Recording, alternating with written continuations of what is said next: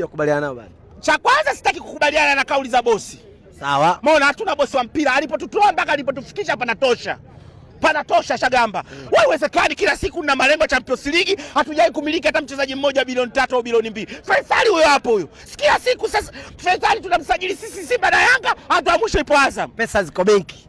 Tunasubiria wewe free ndio tuende tukauane. Na akiwa free yule akiwa. Nakwambia free aje tu tutauana. Haki ya Mungu nakwambia. Kuna watu maji ya Zanzibar hatu yavuka. Wanatembea. Nakwambia kweli. Wala subiri free ndio mabosi akoneshe msuli. Chukua mashine weka. Shagamba timu haina shida namba 10 ile. Yaani mimi sikuficha hata kama tunamkosa Faisali, timu haina shida.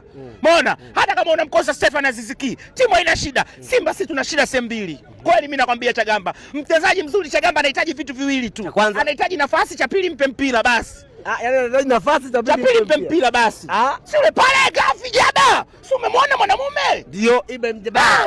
Anamwambia Yusuf Kagoma upo mbali baba. Njoo na mali huko. Njoo. Ndio.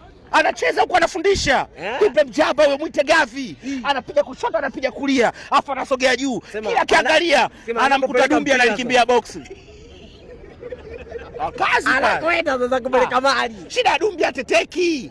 Kila ukitaka kumtetea Shagamba basi tukutetea basi na wewe basi naye jibeda hata kidogo. Kuna mali moja Miraji ilipigwa cross. Rafiki yangu akaenda akairudisha ilikotoka. Mpaka Linondo Mwamnyeto anaokoa.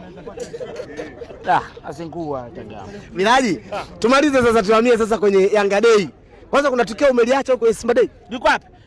Tukio limeniuzi ile speech ya bosi kule mwisho. Nimekwaza hiyo. Sana. Sasa tupendi uongo bwana. Sisi mambo ya Sevilla na sisi wapi na wapi. Wakina Julio sio wapo hao. Wakina Mgunda sio wapo. Wape maisha akatafute vipaji.